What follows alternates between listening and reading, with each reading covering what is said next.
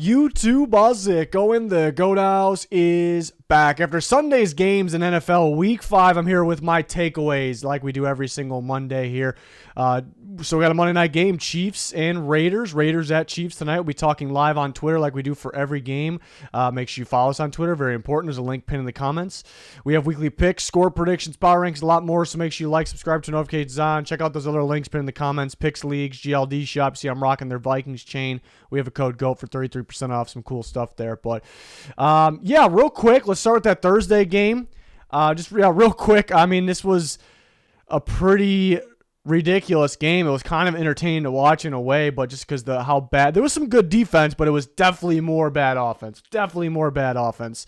In this game. Bad quarterback play. At least Matt Ryan has the excuse that the offensive line was really letting him down. The Colts made some changes on the offensive line, and it seemed even worse. That the tackle play was pretty brutal. Then you have Braden Smith, who's a solid tackle, very highly paid as a right tackle playing guard. So it feels like a bit more of a mess, but they found a way to win. Baron Browning getting hurt in this one was big for the Colts because you saw Matt Ryan had a little bit more time. So that was kind of the key factor of that game. And guys making plays on the defensive side. Stephon Gilmore. Alec Pierce was good for the rookie receiver for the Colts offense, but they found a way to win. Still can't believe the Broncos couldn't pull it off. Wilson was dealing with that shoulder apparently, which could affect the guy, could affect anyone, but I don't think most of the struggles were really with his throwing. I mean, they were, but it wasn't because of his ability to throw or not being able to throw at full strength. It was more like up here, like decision making. He's almost too careful with the ball most of the year. Then he's finally taking some chances, and maybe we're seeing why he hasn't been. So just something doesn't seem right. Not seeing Hamler wide open. More than just that during the games, just not seeing guys open. Holding the ball too long, just making poor decisions there. So that was a surprising game. We knew it was going to be mainly defense. I was not expecting it to be like that, but Broncos let one get away. Defense, I'm not worried about. They'll get Simmons back. Now a lot of injuries on offense, which the offense was, that might be the excuse when it's all said and done, but it wasn't good before that. So it's tough. I mean, it's maybe the most disappointing team on the year because the Broncos are supposed to be good. They're supposed to be a good football team, and they're not. But the Colts, much needed, big time win. It wasn't pretty, but they got what they needed there to stay in contention for that AFC South. So Sunday games, the London game, wild outcome here. The Giants winning 27-22. The Giants might be legit. They're 4-1. I actually missed, rare for me to miss any football at all, but that London game is really Sunday morning, really tough. But I actually missed the second half. I watched the first half. I was kind of keeping an eye on the game, and it just felt like the Packers we're going to be able to hold on, and the Giants came back and won. I'm trying to kind of go back through and watch the second half. What happened in the second half, it reminded me a lot of, with more running, though, on the Giants' part, but a little bit of that Packers-Vikings game, the first game of the year. The Giants were getting open in the passing game on a lot of crossers, going across the field, and it was really making the Packers play chase. We got to chase this guy around, or if they're sitting in zone, if you're sending everyone across the field, somebody's about to be in a soft spot of the zone at some point. It's all about timing. Credit to Daniel Jones of hitting those. So it almost looked like they found something maybe in the week 1 film, or maybe it's just a coincidence that they found just during this game what was going to work. But the running game was huge as well, or getting Barkley the ball out of the backfield in the passing game as well. See that Wildcat touchdown. So Packers defense is very capable of being very good, and it looked very good early in this game. Got guys flying all over the field. They're getting pressure. Alexander's again. He's flying all over the field. Quay Walker's flying all around the field. And then something happened where the Giants figured something out, and there's kind of ways to expose that defense, I suppose. It looks like you can run the ball on them. We saw them against the Patriots last week. And something with those crosses, having guys going across the field, it seems like teams are able to read if they're in zone or man fairly easier than you would expect. So credit to the Giants for adjusting. Looks like they got themselves a coaching staff finally. I think we kind of thought that, but it looks even better than maybe someone expected right away than someone expected. But players are clutching up. It's good to see Slate involved. He's always been a pretty good receiver. It's just weird how he's kind of over even though he hasn't been in the league that long, the last year or so, and then recently he's kind of his opportunities, his reps kind of been going down for some reason. They're so short on receivers. That's the crazy thing, though. You got to go to London. You're short on players. Leonard Williams is out, a bunch of receivers are out, and you're able to beat the Green Bay Packers. Not only beat them, but come back. That's crazy. But seeing Slayton step up, that was fantastic. It's a hell of a win for the Giants. I think the difference in this game, or not the difference, a big piece of this game that was a big reason the Giants won is pass deflections. Something so specific. Pass deflections by the defense. They were getting their hands on that Aaron Rodgers ball, rare sighting a lot. And we've seen them do it in a crucial situation on 4th down later in the game, and that was just a massive stop. I think the game maybe would have went to overtime if they don't get that stop, if the Packers scored there. So, the adjustments, great. The players stepping up big time, to be able to come back, in London like that, missing some players. It was huge for the Packers. I would like for them to run the ball a little bit more. I think we said that in maybe at least one other game this year. They kind of go away from it. They know they're limited when it comes to their receiver play. It looks like you can game plan or try to adjust and figure things out to slow down that offense as well. But the running game looks good. Aaron Jones looks explosive. A.J. Dillon looks solid. They were averaging some pretty good yards per carry, and they just kind of when you have the lead and you kind of go away from the run. I think they run once per a series of or a set of 3 downs, and and if it gets like 2 yards, and they were averaging a good amount, then they're kind of just shut it down. Like they go away from it too easy, or they insist on the Rodgers game too much, which I know it's tempting. It's tempting, but Packers are kind of forgetting that they can control games with their running backs on the ground. So, they maybe LaFleur deserves to take some heat for that one if that's the case, or if maybe Rodgers is changing the play at the line. Who knows? But that's a big time win for the Giants there. That is huge. 4-1, one of the surprises of the year. Steelers, Bills. Can't have a whole lot on this one. Maybe a bigger win definitely a bigger win than expected for the Bills. They hold the Steelers to 3 points. I thought maybe they would get a good lead and kind of pump the brakes a little bit. They did not do that. Josh Allen was airing it out still. I thought maybe the running backs could have a pretty good game. At least James Cook got a touchdown. But, yeah, they were still airing the ball out there. Josh Allen had a monster game. Talking about monster games, Gabe Davis had a monster game. You see the rookie car, Elam, have a solid pick there. He's been playing pretty well. The first-round rookie from Florida. Just not enough from the Steelers. It's just not enough. You got a rookie quarterback in there with his first start. Can't expect much. You end up throwing for a bit of yards. I know they had to throw the ball a lot, so that'd probably be why, trying to come back. But, the offensive line isn't great. They cannot get Najee Harris going, which is a bit of a disappointment. The good thing is they got Pickens and Johnson going maybe a little bit more than when Trubisky was in, but they were getting beat so big so early that could be why. They just had more chances, more opportunities to air that ball out. So we'll kind of to be determined on that if they actually will have more chances with the quarterback change. It looks like it based off this game, but we'll have to see. It's just not enough from the Steelers. I know a lot of people we're so used to seeing the Steelers in the playoffs being a good team that I think maybe fans or a lot of people just it was kind of programmed in their mind that they will see that again. And there's a lot of season left, but there's just not enough on that team, especially with TJ Watt out. They're going through a bit of a process with the quarterback, and there's people that convinced themselves that Trubisky or Pickett was going to be better than Roethlisberger. That was a laughable take during the offseason. You forget about the brains of a guy like Roethlisberger, which is the most important when it comes to the quarterback position. They should have. I keep saying they don't have enough. They don't have enough going on here. With guys out and just struggling at the quarterback, offensive line positions. But they probably should have more production than what they've had. Again, Najee's a little disappointing. They got talent at the receiver position, but yeah, it's a tough one there, and missed out on some big time play opportunities. See Minka Fitzpatrick fighting for that ball for Gabe Davis. Gabe Davis wins that fight for it. You'd like to see a little bit more fight from these Steelers here. But, yeah, there's really not much to go over on this game. The Bills, one of the best teams in football, maybe the best at the end of the day. The Steelers are really struggling right now. The Bills go out there and dominate. It was good to see Gabe Davis having an incredible game. Josh Allen, once again, incredible. So that's really all I got from that one. Chargers and Browns, man, I tweeted it during the game, towards the end of the game, and I'm going to say it again. I tweeted it before that stupid 4th down, which we'll talk about, that stupid 4th down attempt from the Chargers at the end of the game. I tweeted it, I think, just before that. I said, whoever loses this game, it's going to feel like a choke.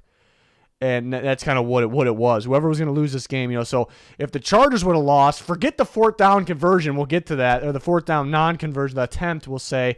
We'll get to that. But the Chargers were in the red zone the entire game, or inside the 30-yard line, around that range, or in the red zone the entire game. They were getting field goals instead of touchdown the first time. The Browns went down there and scored. It's like, oh, God, now the Browns can control the game here because the running game, and Nick Chubb broke a bunch of tackles, ran for a touchdown, so I worry about the Chargers' run defense.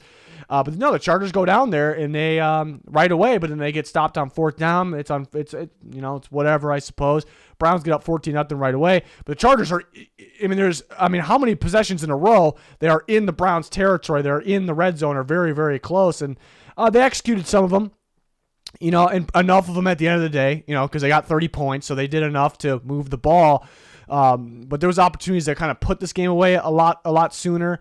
And then, so I felt like if they would have lost, it kind of felt like a choke in a little bit of a way. And they got the ball back, a gift from Brissett, which we'll go over. And, you got to end the game at that point, and it shouldn't even come down to that fourth down conversion or whatever. So they're struggling to put the game away there. And, then going for it on fourth down is just so idiotic. I mean, Keenan Allen even tweeted, what the F are we doing here? It's just brutal by Staley. Some of the same decisions as last year. That's the worst one to me. That was the worst one by far, because you punt the ball, even if it's a touchback, you make the Browns go from their own 20, with 38 seconds left, whatever it was, give or take a few seconds. It actually might have been right at 38, but instead they're really a play.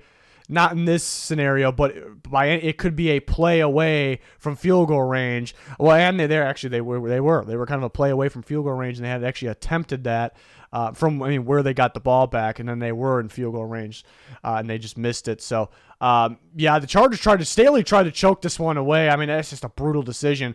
But then the Browns. Same thing as last week. Like I said last week, I went on a rant when they lost to the Falcons. Like, Brissett should not be throwing the same amount of times as carries that the Browns have, because they are running all over the Falcons. We know this is a dominant running game. Why are you going away from what's working? And the same thing kind of happened here. The Browns get up 14-0. The run is dominant. Chubb could break one at any given time. The Chargers' run defense is not good, and Brissett ends up having more passes than the Browns do carries. It's ridiculous. It's pure stupidity. And you had a lead at one point. I know you were trying to come back, but the guy can score in one play, so you really shouldn't be worried too much about the clock. There's always a panic about the clock when it comes to this offense. So it's 2 weeks in a row is the same thing. It's the same thing. You should have ran the ball a lot more, and you overthought things. You went away from what's working. It's classic. It's a lot of it's that West Coast style offense, but it's kind of classic Stefanski. Like I keep saying, he was doing the same thing in Minnesota. That's why I didn't love the hire in the first place there for the Browns. They could have won another game. They could have and probably should have won, and they choked. And Brissett choked it as well. They were down there running the clock, about to score. Brissett gets out of the pocket, and he could have walked right in the end zone. Walked right in at the very. I think he would have walked in the end zone. I'm very confident on that. But at very least, he would have got the first down there. He decided to just throw it right to the defender, like directly to him. That was a colossal meltdown there on that play. But once again, and I don't mind throwing it there, but just having Brissett throw too many times when you have that running game, 34 throws or give or take, it's going to happen. It's going to happen at some point. That right there is on Brissett. Shouldn't happen, but it just all goes together there. So it was a choke. Whoever lost this game, it was a big-time choke, and it ends up being the Browns that choke another one away. The Chargers escape with a victory. Another bad thing from the Browns here is, the run defense as well. It shouldn't be that bad. I think the game plan was really play back. Let's play more for the pass because they're not going to pound Eckler. Eckler's going to get the touches outside. Through the air. They're not going to pound the football to him, and Eckler was crazy. How many yards he ran for off of. He didn't have that many carries. A crazy amount of carries either, but incredible game for Eckler. And the good job by Lombardi. I don't know if he was in that decision of going for it on fourth down, but I thought the game plan and the play calling was pretty good. But the Browns couldn't stop the run. And it was bad. That can't happen. I do think part of it was we got to play the pass. That's why it's all jacked up, though. The Browns drive me nuts. I'm not even a Browns fan. They're frustrating me because I'm thinking of more stuff here. The game plan was so poor. because you game planning for the pass because you know that's how Herbert could beat you, and then weaken it, and then the Browns got to be saying, hey, we can just run the ball, control the clock, and then dominate on the ground because the Chargers can't. Those things go together.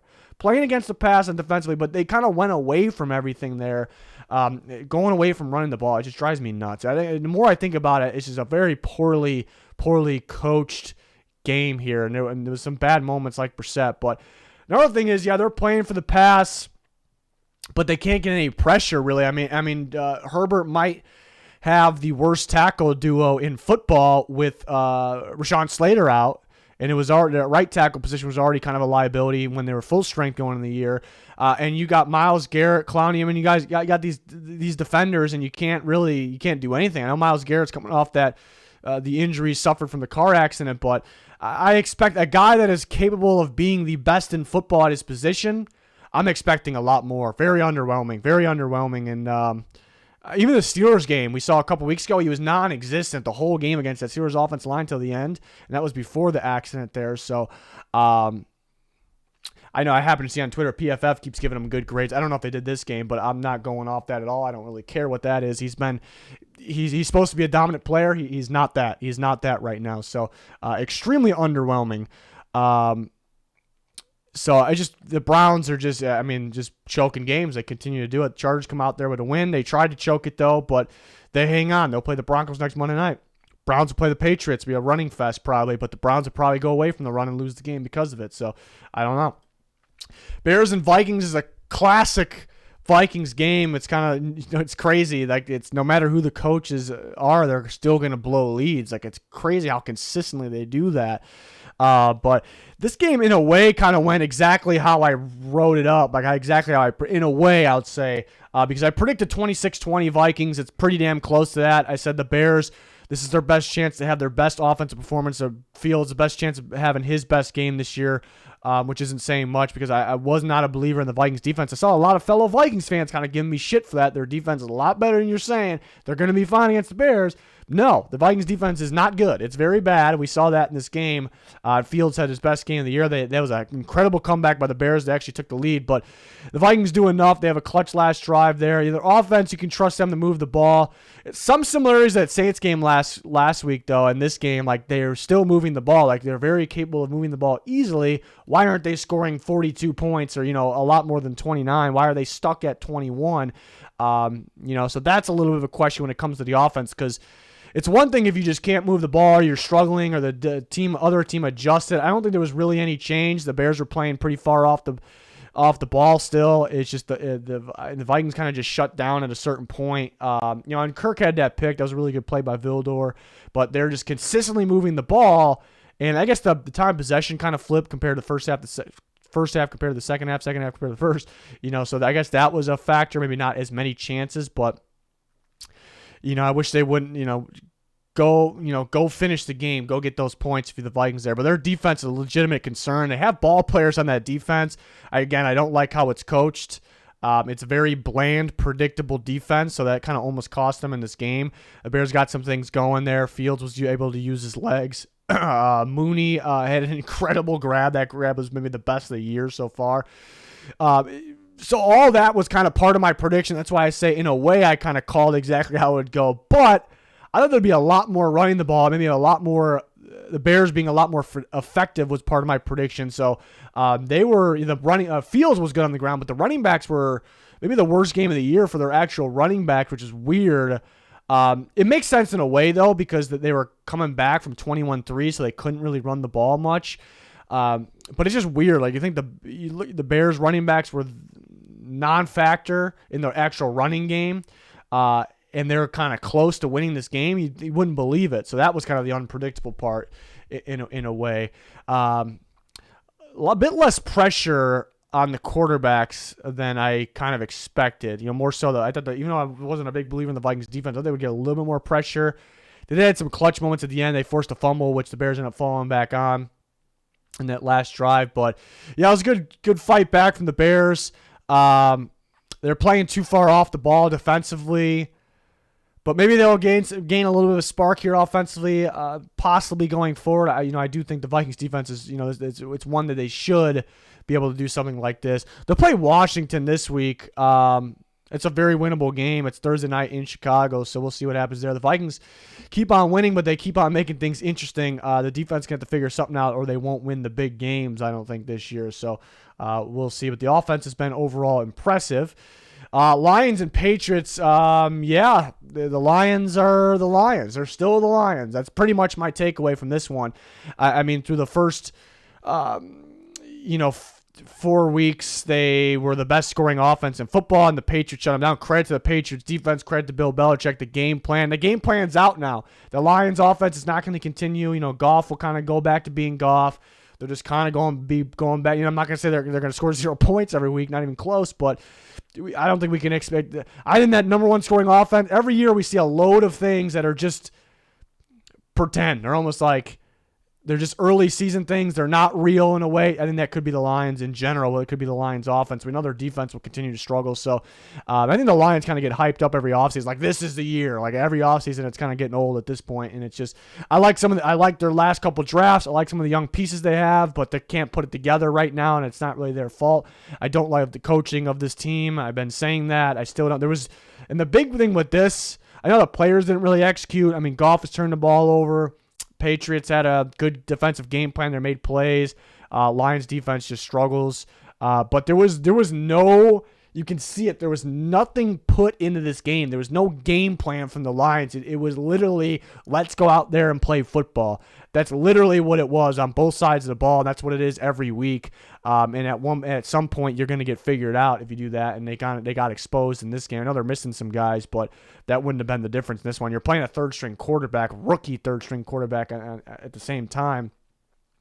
So, I think the film's out in the Lions. Now it's going to be on them to adjust, and they did not do that in this game. They're going to have to come up with, I just don't trust the coaching staff. I don't trust it. So, that's kind of my takeaway. It's the Lions. The Lions are the Lions. It's still the Lions. So, will they finish dead last in the division then? Where are the Bears going to end up being better than them? So it shouldn't be, but it's the Lions. It's still the case here. But the Patriots, it's kind of the same thing. It's the Patriots. It's kind of the same thing as last year. At this time, their defense was really getting going. Where you're going, hey, is this one of the best defenses in football? And at the end of the year, when it mattered most, it kind of went back downhill a little bit. So is it going to be the same thing? Defense looks incredible. They just keep pumping out good man coverage corners. It just seems like it's a system thing there.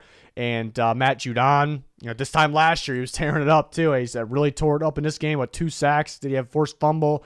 They're finding unique ways to get pressure. It's a very well-coached defense. They know how to game plan. They know how to get you, especially at this time of the year. Bailey Zappi did enough. I thought, Jacoby Myers did a pretty good game. Ramondre Stevenson, with Damian Harris going out, they would split normally. He went out. Ramondre Stevenson took the full load. He had a monster game, as he should, against the Lions.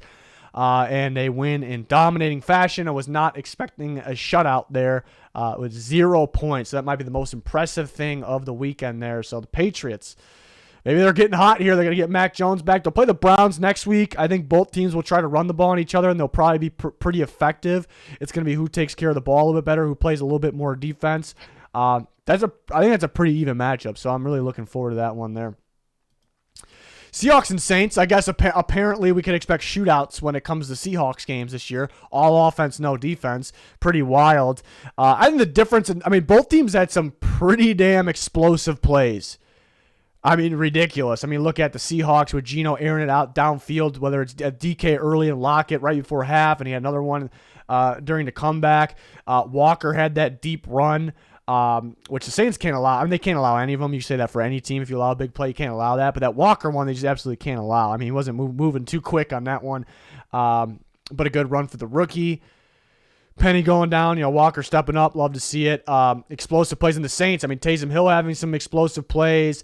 Kamara having some explosive plays. So it's an explosive play after explosive play. A big reason why it's a shootout. What's the difference besides the fact the Saints held the lead pretty much the whole game and had a comfortable lead and let them come back? The Saints dominated time possession. They were able to it's a weird one because it's kind of part of the game. Like the Seahawks were scoring in a play. Like they were scoring like boom, like that. And it's great, but the Seahawks game plan, it's been for years. It still is. They tried to dominate time of possession. They tried to win time of possession, but they were scoring too fast in a way, which really isn't a problem. You take those touchdowns all day, but it just took one play for them to score, or a couple plays from them to score. The Saints, they had big plays, a lot of chunk plays though, where they're able to relax. Let's run the clock. Let's dominate a team the other opposing team tries to win a time possession. Let's beat them in that category. And that, at the end of the day, is why the Saints held on and won the game. I think they outplayed them for most of that. It kind of goes into it though, why you outplayed them. But I mean, Dalton had 180 or so passing yards, didn't have to do a whole lot, and you scored 39 points. So that's kind of a positive thing there. It's a big negative for the Seahawks defense. But yeah, Taysom Hill was an absolute animal. I mean, threw a touchdown pass. It was not the easiest one. I mean, it was some distance on it as well. He was running very well, obviously. I think people, I always thought of this. Like, if people watch football for the first time this week and they watch, like, all the games, they watch this game, they're probably thinking, like, the first time in their life they watch NFL, they're probably thinking, like, that Taysom Hill guy, like, is that the best player in the league? Because he can do all these different things. So I thought that was kind of funny. But, yeah, it's a special player, and you see why he gets the contracts that he's been getting. Good to see Kamara playing well. That's a big thing, too, because Kamara on the ground was fantastic. But the passing game, catching the ball, I think he led them in receiving yards. And that's kind of the old Kamara. That looks great, but that's the big thing there. The Saints came into this game without Michael Thomas and surprisingly without Jarvis Landry, even I guess not super shocking, but so it's Chris Olave's show, and Olave's been fantastic. He had a touchdown, got hurt on that touchdown, concussion. Hopefully he's all right, but then they're out of receivers. It's back to last year, like disaster at receiver. So somebody's got to step up. Kamara going back to that receiving back that he is, was huge in this game. So I guess another good thing from the Saints, Dalton didn't throw for that many yards. You didn't really need him to go crazy with the arm. They were down 3 of their best receivers, and they scored 39 points and won this game. So that was huge. I saw some similarities to last week in a way. Like, they didn't get crazy pressure last week against Kirk Cousins, the Vikings passing game, but when they did, it was like crucial moment. Like when I think they got 2 sacks. They got them in the biggest moments to make the Vikings punt or make it tough. I think the same thing in this game. Like, they didn't get crazy amount of pressure, but they got Geno they got 3 sacks at the perfect times. One that was a strip sack. Absolute perfect time. So the pass rush, honestly, in terms of consistent pressure, it's been inconsistent pressure. It's a little different than we're normally seeing with the Saints, but then they're coming up pretty clutch. So maybe they're kind of getting going there, kind of getting back to normal. But the defense is a little disappointing. I don't really come to expect those explosive plays, those big chunk plays given up from a Dennis Allen Saints defense. It is a little weird. But Geno making some big-time clutch the throws he's making, deep balls on the run, ridiculous. Absolutely that's Geno Smith. The knock on Geno Smith, which was a pretty big negative this week, was holding the ball a little bit too long and taking sacks, something that Russell Wilson does, which it's not the reason they lost. In a way, you could argue it is, but they scored 32 points. Geno had an incredible game throwing the ball, so it's not like it's Geno Smith's fault, like not even close. But those are some crucial moments that he does have to get the ball out a little bit sooner and be a little smarter with that. But some of the throws he's making were ridiculous there. But wild game. I guess that's the Seahawks type of game, apparently, going forward here. It's just weird because they weren't really doing this with Russell Wilson, like when he was elite, like going crazy with the points. I guess the Seahawks, there's a lot of teams like that. I feel like they never could have the offense and the defense like super good at the same time. I guess the Super Bowl year was pretty close to that. It was mainly defense, but yeah, interesting game to say the least. Dolphins and Jets. It's just crazy to think the Jets and the Dolphins have the same record. I mean, how much hype we were giving the Dolphins just recently and just boom, just like that. And I know the Dolphins have a legitimate excuse. And that's what I'll say. I can't stress that enough. The Dolphins have a legitimate excuse on why they're struggling right now. They are very, very injured. It's very unfortunate. It's devastating, the injuries as well. But that's why I think everyone kind of jumps the gun early in the year because you just don't know what to expect. Like teams changing, getting game plan on, or teams getting injured, like the Dolphins. So it just felt like yesterday we were just saying this is maybe the best team in football, and it's just like that. And they have a legitimate excuse, but it is what it is. It is what it is there. So and they were in this game a little closer than that 40-17, obviously. But it was a tough one. Skylar Thompson had to come in then.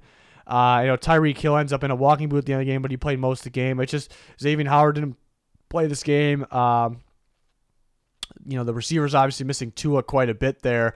Teron Armstead ends up getting hurt, so it's just absolutely brutal for the Dolphins. But give credit to the Jets. I mean, they play some tight defense. They're getting pressure. I mean, they have very tight in coverage. That's a key thing there. Just doing what they did to that cornerback position was big for them, obviously. Offense, I love the explosive plays. Wilson had to come in here playing against, I know they're beat up and they're, the Dolphins defense, but they make plays. They put stress on inexperienced quarterbacks, with their blitz game.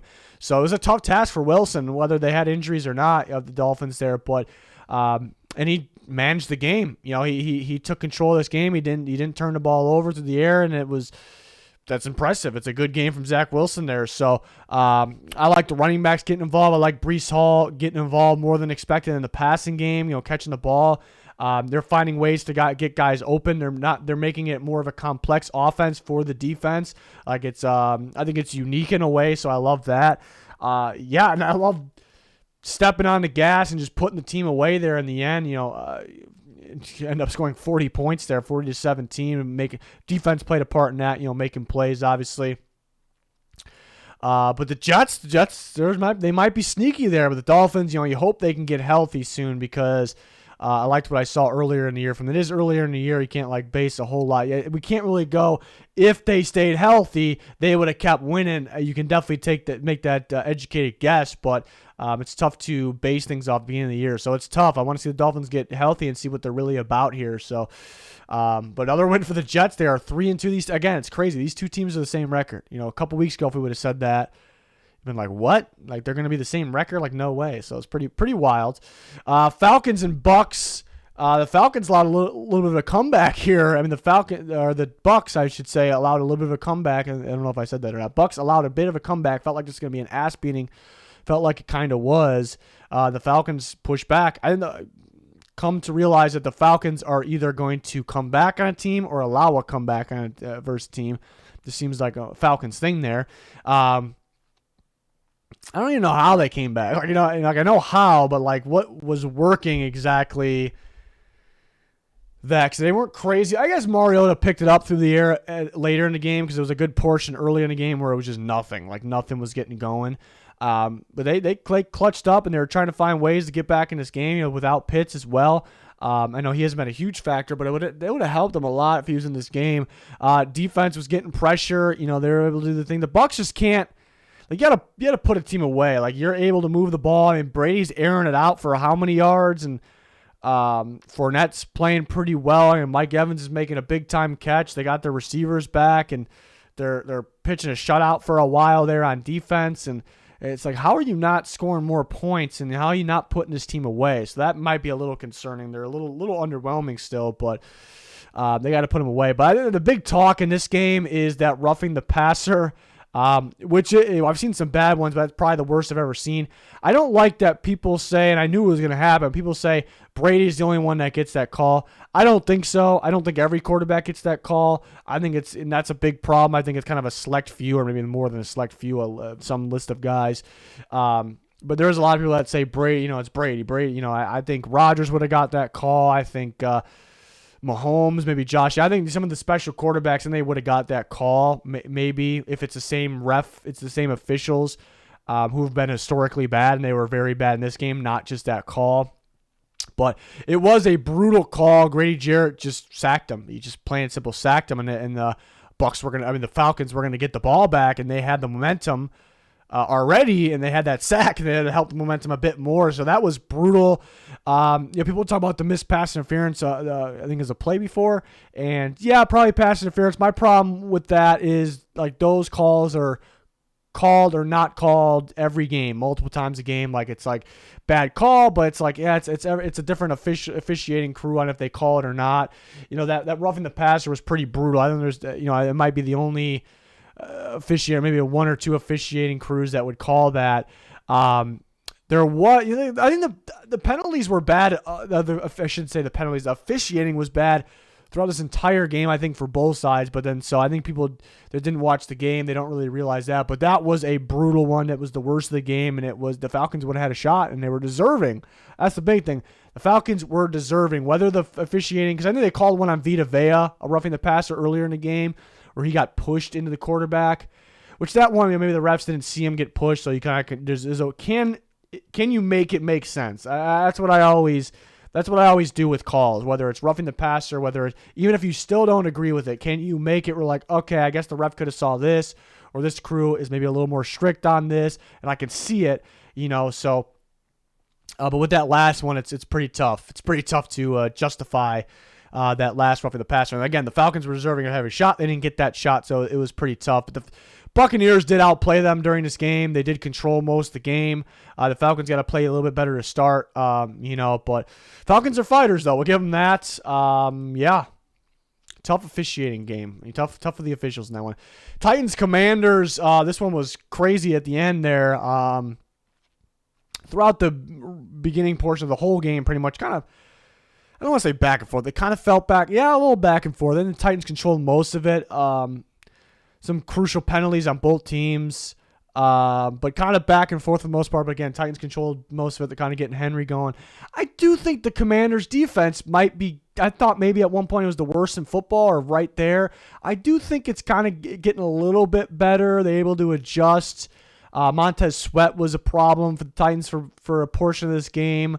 They're going to get Chase Young back maybe next week. We'll see. Short week, though. They're playing Thursday already. The defense, it's kind of like last year. It started off really, really bad. Like, how is this bad? And then it kind of was okay at the end of the year. Just still not where it needed to be. It could be the same thing going. So maybe it's getting a little better. They had a shot at the end there. I mean, they could not run the ball during this game. They could not run the ball. They were trying early. The Titans look like they're back to being at that stout run defense. Last year, they were easily the best in football, stopping a run. In the beginning of a portion of this year, it's like, that's not right. Another injury, but that's not right. But this game, that's the thing with Tennessee defense, too. They're missing Harold Landry, Bud Dupree, Amani Hooker. Cunningham was out of this game. I'm kind of going on the top of my head right now. There's a couple other guys in there too, but those are some big-time players. I know Harold Landry's out for the year. But, yeah, they got guys coming out of the game, so they're missing a lot of defensive players, and they're kind of going back to playing some pretty damn good defense. I mean, they shut down the run. They took the run game away from the Commanders, which is a big piece of that offense because not only because they have Antonio Gibson, because they have Brian Robinson, he's back. They got good running backs, not because of that, but because they want to run a lot of RPO too. You have to be successful on the ground and through the air, both for that RPO to throw off defenses, make them guess, and not just game plan for one team. You take away the run, boom, like you're almost taking away that RPO game. If they are trying to run RPO, the quarterback he wants these leaning towards keeping that ball. It's pretty easy to get pressure on him at that point. We know the Commanders' offensive line struggling. We know Carson Wentz is struggling, so it just makes it easier on the defense there. So the Commanders have to get a run game going to be able to be successful, and they could not do it in this game. But they actually had a shot to win. They convert a fourth down at their own 20, and then they get down there to the 1 yard line. I literally thought they were going to win because they had first down there. They got a penalty that kind of put them there, even though they were in manageable position already, so they didn't really need the penalty. But they got it to make their job easier. They still couldn't get the job done, but it looked like they were going to have first down, second down, third down, fourth down to be able to convert that. And they would have had fourth down if it wasn't for the interception. Really good tight coverage, really played by Long, I believe that was. It just Wentz always makes those plays in those moments. Like, it's crazy that it consistently happens. There's a lot of complaints on why they didn't run the ball. It's and there's a lot of blaming of Scott Turner. That's a tough one. It's not that easy for that play caller because two reasons. You don't have any timeouts. If you run the ball, the clock's going to run. Of course, you can get on the ball. And do you waste a play from the 1 yard line? No, you don't spike it. No. But then you got to hurry up and run something. You can't run it again. If you ran it, didn't get in, clock's running, you can't really run it again. So then you got to snap the ball and spaz out and throw it without getting a legit play call in there. And, probably not 100% trust in Carson Wentz in that moment. And again, spiking isn't smart. You can't run it again. You almost have to run on first down, maybe second. So I don't know if I would have ran either. And then factor in the run game. I think maybe I already said this, but the run game wasn't going well. Like the Titans were very stout stopping that run. So there's probably some thought we may not be able to get in running the ball here. And we only got one chance, if that. So I'm actually, the more I talk about it, the more I believe that. Like I would disagree with ripping of Scott Turner. Of course, there could have been better management, better specific play calls. That moment throughout the game, I'm not saying he's great at by any means. It's very difficult to call a run in that position, though. Wentz trying to force it in there. I mean, sometimes you kind of got to do it, but you got the 1 yard line. You probably got one more game. But credit the Titans defense clutching up, especially missing all the players that they're missing. Commanders play the Bears on Thursday night. I think it's a winnable game for both sides there. Titans have a bye, I believe, but Titans are kind of getting rolling right now. They always make it interesting, though. Maybe another game they probably could put away. Texans and Jags, barn burner. No, very boring game, but Texans get their first win. Good to see that.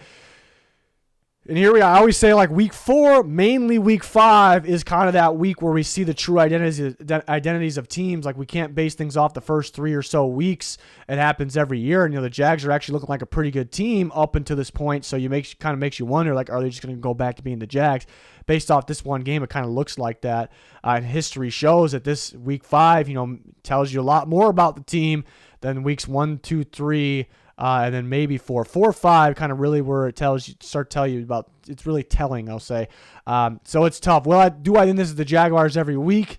No, I don't think so. But it's not a great look here, especially the last 2 weeks for Trevor Lawrence not being able to take care of the ball. I mean, that interception in the red zone, just a brutal, bad throw, bad decision, bad interception. That's the game right there. I know that was a lot way before the game actually ended, but that's brutal. It's just that's a killer. It's a dagger right there. And just not being able to take care of the ball, and just still same thing, not being able to execute in the red zone. Only two field goals, and they can execute the interception moment as well. So that it's pretty bad there. It's just weird, like they couldn't get James Robinson going at all. ETN had the same amount of carries he got going. I think maybe the Texans, it's a great job of the Texans defense, getting their hands in the ball and then stopping a run when James Robinson was in. They were probably thinking pass more of the time when ETN was in. So that would probably be the reason. But it's just weird how the Jags are like, who's going to get going at running back. But this game was 6-6 the whole game. The Texans, Pierce really just clutches up. Nico Collins had a ridiculous catch too. It's weird they can't get Cooks going. He finally got going last week, but they can't get him going. But Collins makes an insane Moss-like catch on the sideline, really went up and got it, took it from the defender. Then it's Pierce time. They realize, hey, we are set. We are in the driver's seat. Let's run. Let's feed our running back. Let's roll this clock. Let's go get the W, and they go and score. It's just a really good outing on defense mainly, but really good outing in that last series on offense. But, yeah, look at the defense. I'm, like, going through early portion here. I'm like, is the Texans defense pretty good? This is better than we thought? Like, it might be pretty good. And then the Chargers game happens, and the Chargers got Herbert. That's a very explosive offense. I'm like, yeah, that might be more like the Texans defense. But an incredible outing here, an incredible outing. The difference in this game is something the Texans have not been able to do. It's winning the turnover battle. They had 0 turnovers. The Jaguars had 2, and the Texans had a big one in the end zone. That was crucial. So credit to the Texans for winning that turnover battle, having a dominating performance on defense, and then clutching up at the end on offense there. So they get their win. Jaguars kind of going back to being the Jaguars. Maybe they play the Colts next week, so I guess that'll be a true test. Like, a few weeks ago, they just dominated the Colts, right? So let's see if you're the same as what you were earlier in the year, which is still earlier in the year. So I guess it'll be a true test there. Next, the Niners and Panthers. Matt Rule got fired this morning. Needed to happen. Again, I said Ben McAdoo hiring was just as bad and just as head-scratching. They don't have the quarterback play, but the play calling is just not helping. The system is the playbook, all of it's not good. But Matt Rule's gone. Steve Wilks will take over. They got some good defensive minds in there with Steve Wilks and Phil Snow. But, yeah, I was very confident with the 49ers winning this game. They scored a touchdown, I think I tweeted, is that the dagger? And it kind of ended up being. But Jimmy Garoppolo had a pretty good game. I did not expect them to go crazy in the passing game here because the Panthers got a pretty good pass defense. They're not too good stopping the run. The 49ers could really run the ball. So I was a little surprised that the 49ers went crazy with the passing game, but it looked pretty good. I think the Panthers were probably game planning. It actually really looks like that. They were like, hey, we can't stop the run. The 49ers are kind of a pound the football type team, wear us out. Let's kind of game plan for the run a little bit more because we like our pass defense. And 49ers were using Coleman a little bit early, and he did get a touchdown, but he wasn't really getting anywhere. He had a really nice catch. It looked like an elite receiver style catch on the sideline, but they were kind of slowing him down. And then Wilson, and they were passing the ball, and then Wilson kind of got going then because the Panthers was like, are they passing the ball on us? And 49ers like, all right, we're in the lead, we can run the ball. So Wilson really got going. So I like the game plan there. They kind of had the Panthers all mixed up. The defense just made big time plays like they do and like teams do against the Panthers. Injuries were brutal though for the 49ers. I mean, Nick Bosa goes down. Emmanuel Mosley probably out for the year. Ward got another injury that popped up. He finally came back. So there's a couple other ones in there, but that's tough. It's like you get a big win, you're heading in the right direction, but it's almost like a disappointing day because the injuries. The 49ers just cannot stay healthy. They legit could be the best team in the NFC when it's all said and done. They can go to the Super Bowl. They really could because that defense is really, really good, very well coached, but the offense, obviously can get the job done as well. But the injuries could hold them back. So that's the tough part there. But a dominating win. Panthers, just the Panthers in this game. There's really nothing else to it. Matt Rule's gone now. PJ Walker looks like he'll be starting next week because Baker's going to miss some time with the high ankle sprain. So we'll see if there's anything different going on. They play the Rams next. Top of my head, the Rams are pretty beatable. Looks like right now, so we'll see. But things not looking good for the Panthers.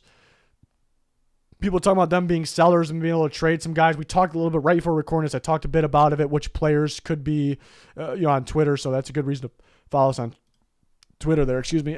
Cowboys and Rams, really pretty simple in this one. It's a reason I kind of regret not picking the Cowboys in this game. It's just pretty straightforward. The Cowboys have a dominant pass rush. They have a dominant defense, but they have a dominant pass rush, and the Rams have a very bad offensive line right now.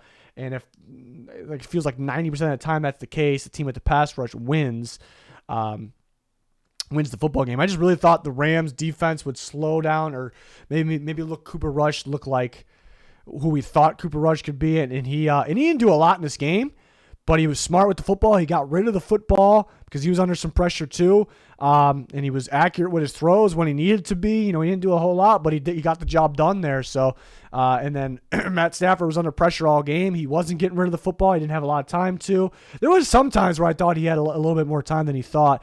And Stafford's not number one. I'm going to lose my voice from this video. Not number one on the blame list, but he's got to take care of the ball. The opening, it's hard to overcome that. The fumble six, the scoop and score for six there to start the game. Like, yes, it was instant pressure, but there is no way a quarterback should lose that football. Like, he had it tucked right here. He sees where the pressure's coming from. He sees what's happening. Ball just pops out. So, the blocking is the number one concern, but Stafford is an absolute turnover machine, and that can't be the case either. The Rams are going to have to figure out the run game. They're going to have to get the run game going. It's a little easier than all of a sudden magically being able to throw the ball 50 times a game and have Stafford completely protected and completely turnoverless. That's just not going to happen. All of that, what I just said, is a little easier to get the run game going. So they're going to have to figure something out. They're going to have to game plan, scheme things up in the running game. It's tough that Kyren Williams, the rookie, is hurt because I really think they had a plan for him because he can pass block too. I think when he comes back, it's going to sound like a hot take, but when he comes back, maybe not instantly because he's coming off of 2 injuries so far this offseason or this year, I think he's going to be their guy. He's going to be their guy. So, but they got to figure out something to get the run game going. But the Cowboys defense, so dominant. The pass rush, ridiculous. Starts with Parsons, obviously. They had 5 sacks on Stafford. That was the difference. So well coached from Dan Quinn. I'm just realizing more and more, as football goes on, I kind of saw it at the end of last year as well. Defenses, it's mainly coaching and scheme over. You got to have good players. The Cowboys they got Micah Parsons. You got Trevon Diggs. They got really good players, but I'm learning more and more recently that defense is mainly coaching. There's teams that have players at the coaching it's like so bland of a defense. There's nothing unique about it. They're not putting their best players in the right spots, right time, the best position to win. And even though they have great players, it's just a bad defense. And there's defenses that aren't good on paper and somehow they're good on the field. It's because of coaching.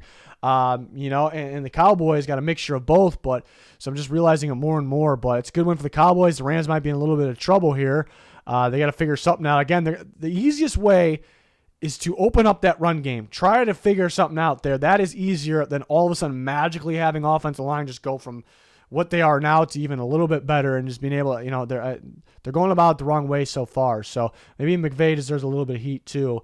They did try to run here and there, but I think it's something with the film room and practice during the week. Something could be figured out there where they could almost transition to being more of a run team.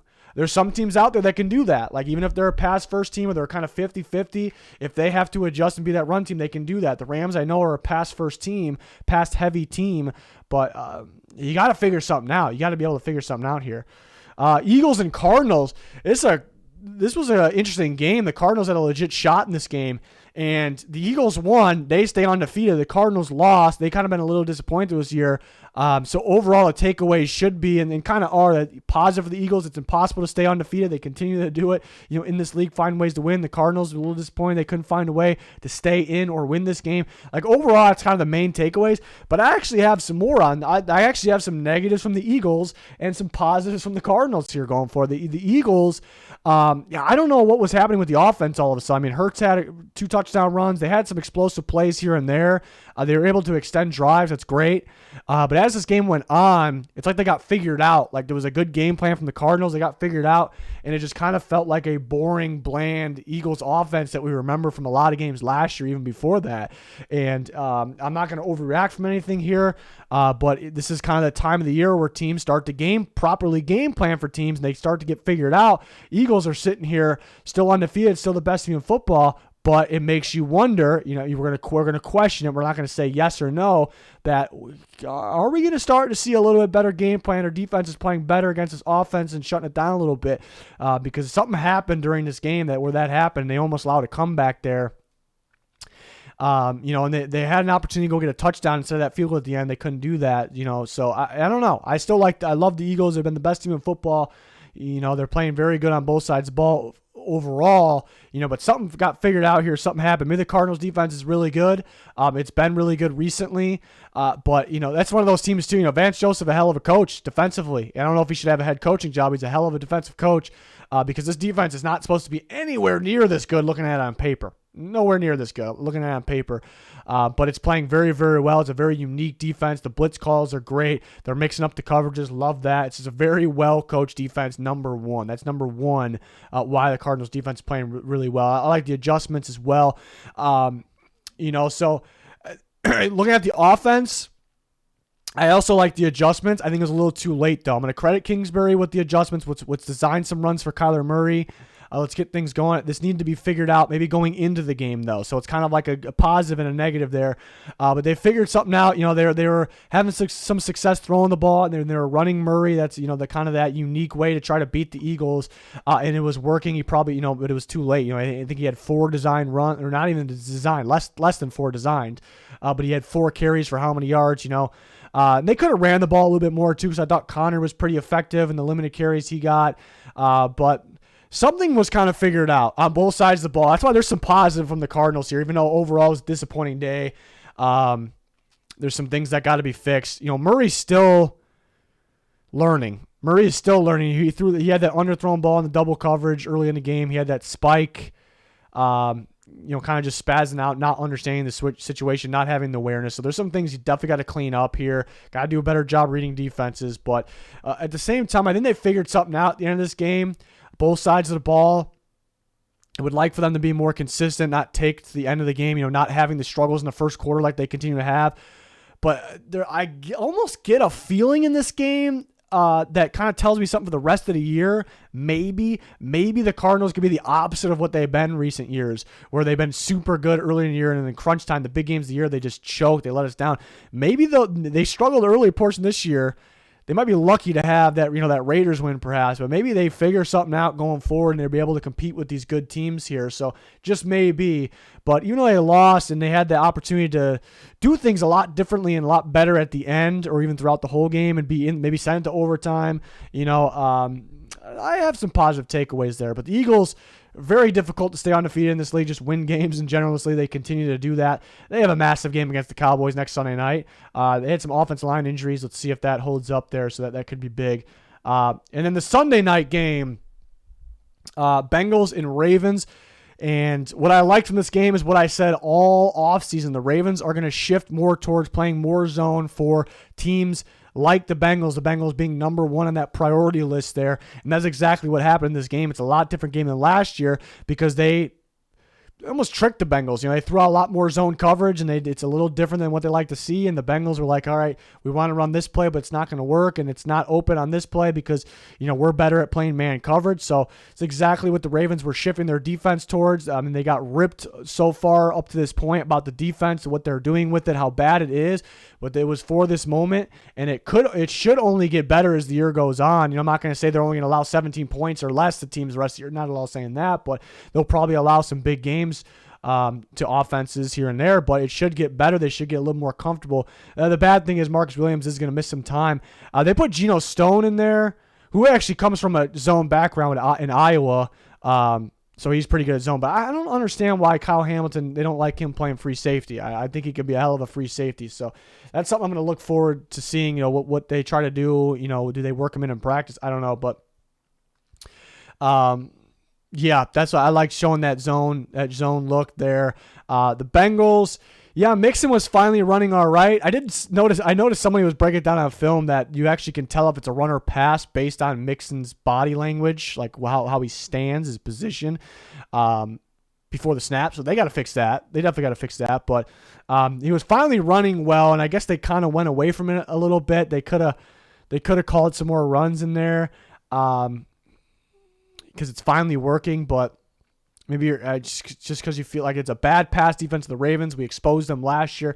You've got to be able to figure this out. It's probably was the thinking, which you can understand it. End of the third quarter, the Bengals went for it on fourth down. The Ravens got to stop. The Bengals probably regretting not kicking that field goal because they would have had 3 more points. It'd be up by 1 here with this score. The Ravens would have had to go for a touchdown instead of the field goal at the end. So maybe they regret that. It's one of those situations where it's like in the moment, though, maybe you understand maybe going for it perhaps, but field goal probably would have been the better call there based on what the lack of offense going throughout that game. But then, yeah, I kind of had a feeling the Ravens were in a pretty good position getting the ball back. The Bengals do go down and score, so that was good for them. But the Ravens, all they had to do was get in field goal range. It's not going to take much for Justin Tucker. They went and did that, and they hit the field goal. And it was credit to Harbaugh taking that field goal before that point so they can be in this position. He was kind of thinking ahead there. It's what you had to do. I think it was more important to kick this field goal than last week's, even though they should have kicked the field goal on both. This one was more important just because, again, thinking ahead, if the Bengals go down and score, we can easily get in field goal range and win with the field goal. They're very confident in that category, in that situation. So they were. I thought Marcus Peters played a really good game. He stood out to me. JPP was getting going. I like the blitz calls there that they kind of sneak them in there. They're being unpredictable on defense. And Lamar was clutch. Didn't have. He missed some throws. The interception was kind of bad, but he was clutch. Later in the game, he hit Andrews kind of downfield on the left side. The field that it was like on the sideline. That was a escaping pressure, big time throw.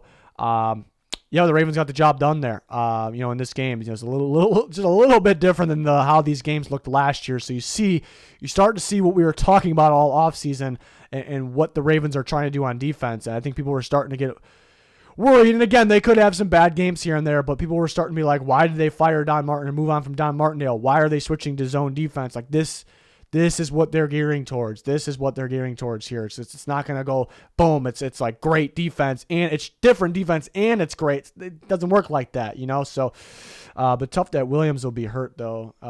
We'll miss some time. That's pretty tough. But Bengals, yeah, they're just too limited on offense. They got to be able to adjust. They can't rely on playing man coverage. They can't rely on Burrow having enough time in the pocket. they rely on some things. Is basically my point. Offensive line can't pick up blitzes. Offensive line struggling. We know that. They were finally able to run the ball. And the Ravens were purely game planning for the pass because they've been struggling against it. They want to run zone. They want to sit back a little bit. So that's probably why Mixon was able to get going. Mixon doesn't look, even though he had a pretty good game, he doesn't look as explosive as he did in the past either. So I don't know, something up there too. So Bengals it's why I picked the Ravens coming into this game, because their home prime time was a big one. They're adjusting things to play against the Bengals, but the Bengals just do not look right now. They rely on too many things. I think they're still a solid team. They can beat pretty much. It's a team that can beat anybody, lose anybody. That's kind of how I feel with the Bengals. I think they'll figure things out and they'll get better. Will they be as good as they were last year? It's hard to fully think that right now, but little disappointing so far. But that will wrap up the Week 5 recap takeaways. Let me know your guys' thoughts in the comments if you think I missed anything. Always tough trying to recap every single game here, but always talking with you guys on Twitter. A lot going on there, but tons of content here on the channel. Always adding more, of course. So like, subscribe, turn notifications on. Any link you're looking for, Twitter, Picks League, GLD Shop, pinned in the comments. Those links are pinned in the comments. That's gonna do it for this one though. Thanks for watching. Goodbye.